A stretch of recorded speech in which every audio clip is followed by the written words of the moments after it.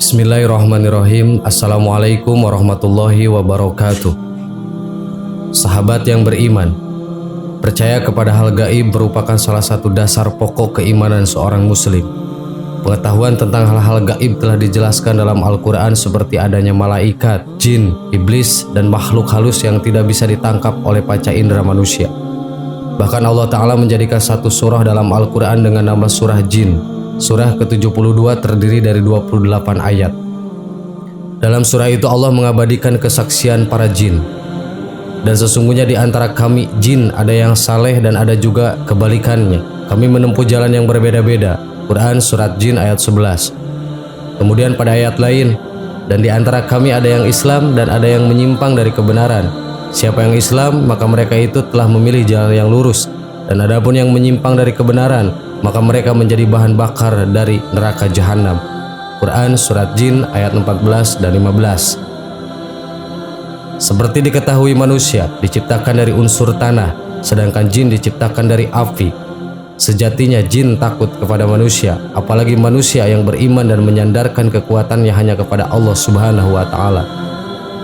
Sebagai makhluk gaib, tentu wujudnya tidak bisa dilihat oleh manusia dengan mata telanjang. Beberapa kalangan yang bisa melihat makhluk gaib biasanya diberi kemampuan lebih oleh Allah Subhanahu wa Ta'ala. Berikut ini ada sejumlah kisah penampakan jin pada zaman Rasulullah yang bisa kita ambil hikmahnya. 1. Penampakan iblis di perang Badar. Dalam tafsir Ibnu Katsir, Ibnu Abbas berkata, iblis telah menyerupai manusia sebagai sosok Suraqah bin Malik, pemuka Bani Mudliz. Dia datang ke tengah barisan tentara orang-orang musyrikin lalu berkata, tidak ada seorang pun yang dapat menang terhadap kamu pada hari ini, dan sesungguhnya saya adalah pelindungmu. Ketika manusia telah berkumpul, Rasulullah mengambil segenggam debu, lalu beliau melemparkan ke arah orang-orang musyrikin. Mereka pun lari tunggang langgang, lalu Jibril menemui iblis. Waktu itu iblis sedang memegangi tangan salah seorang musyrikin.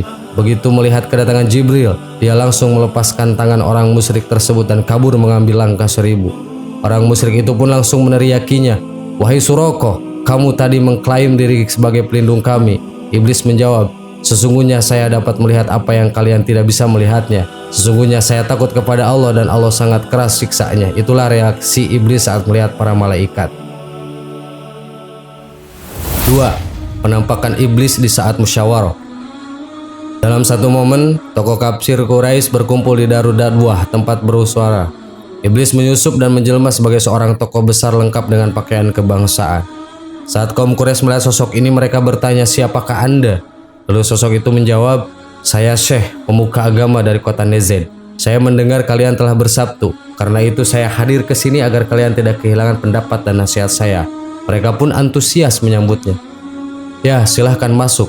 Iblis menyerupai Syekh itu pun masuk bersama mereka lalu berkata, perhitungkanlah keberadaan lelaki itu Muhammad. Demi Allah, sepak terjangnya tak akan bisa kalian banding. 3. Penampakan hantu di keranjang.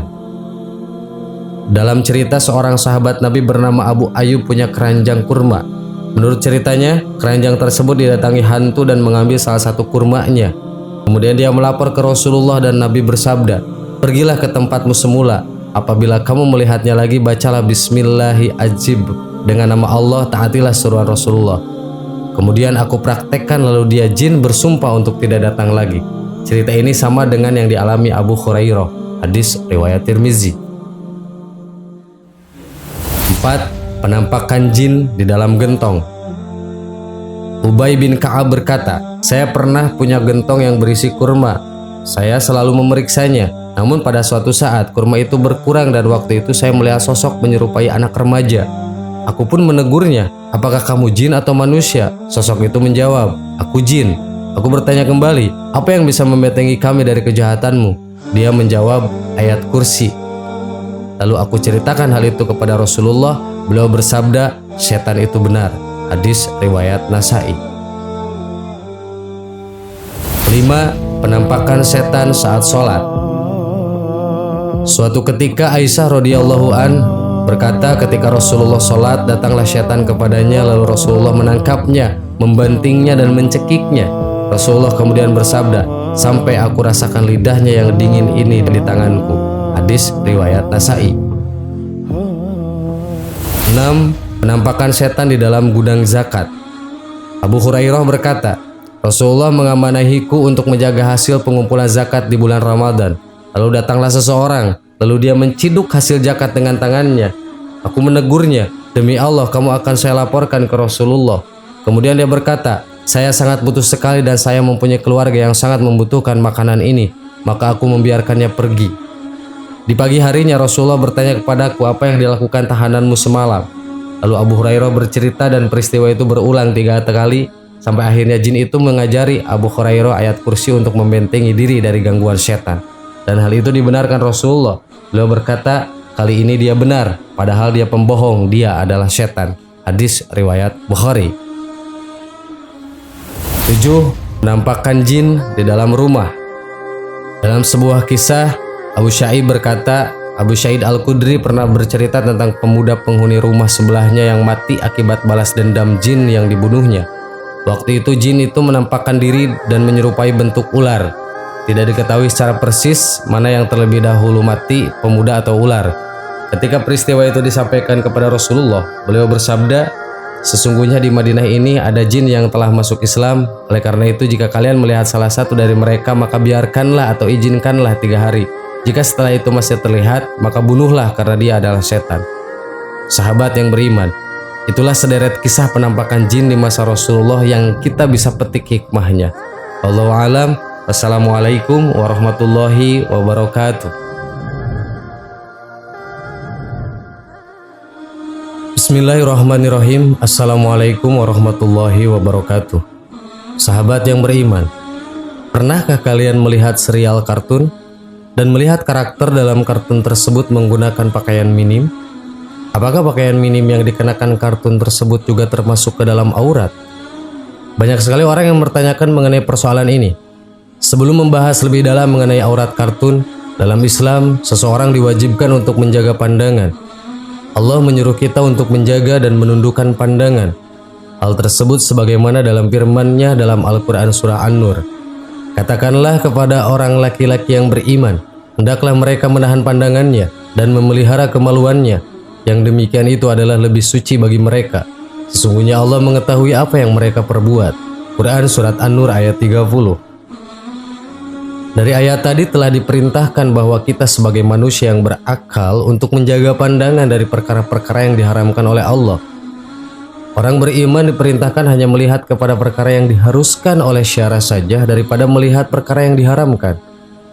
Dari penjelasan tadi telah diketahui bahwa sebagai seorang muslim, kita diwajibkan menjaga pandangannya dan menjauhkan diri dari perbuatan yang bisa menjerumuskan ke dalam hal yang tercela. Haram hukumnya seseorang melihat aurat yang bukan muhrimnya, semisalnya seorang lelaki yang melihat aurat wanita meskipun dalam bentuk bayangan. Haram juga bagi laki-laki yang melihat aurat seorang wanita meskipun dalam bentuk kartun, dan haram hukumnya jika melihat aurat yang bisa mengundang syahwat. Ada beberapa ulama berpendapat bahwa memandang sesuatu selain daripada yang tidak bernyawa adalah diperbolehkan, sedangkan kartun adalah tidak bernyawa, hanya saja berwujud seperti manusia dan bergerak.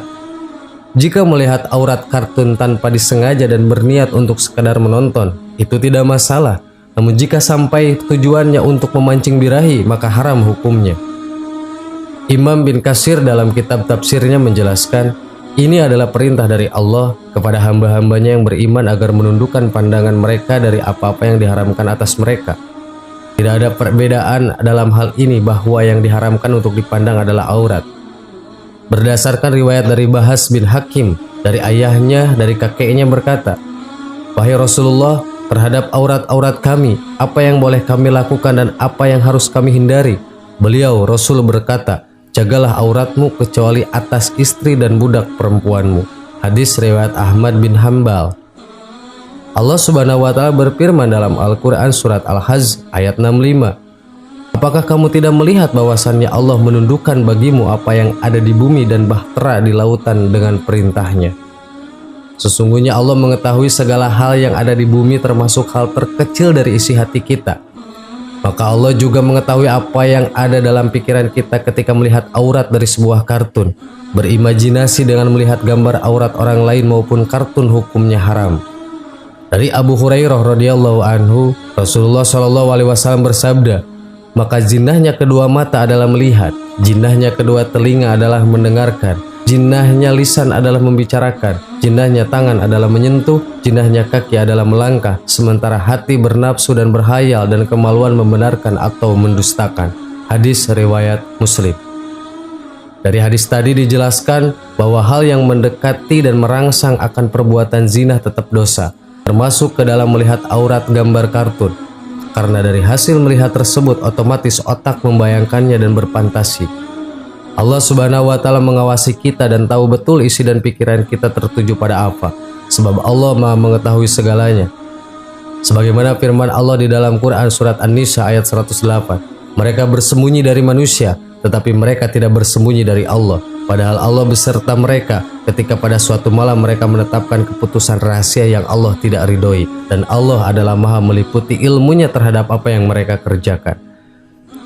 Jadi Allah Subhanahu wa Ta'ala mengetahui niatan orang yang memang ingin sengaja memuncahkan birahi dengan menonton kartun animasi yang menampakkan aurat, meski bukan dalam bentuk orang sungguhan.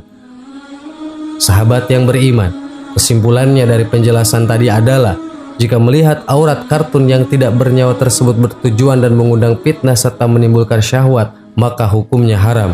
Hal tersebut meski tidak bernyawa, justru sangat menyerupai wujud manusia dan sangat jelas dilarang dalam Islam. Meskipun tidak ada niatan melihat aurat gambar dari wanita kartun, jika sudah terlanjur melihat, maka akan berfantasi juga. Lebih baik mencegah perbuatan mungkar karena itu lebih baik baginya. Wallahu a'lam. Wassalamualaikum warahmatullahi wabarakatuh.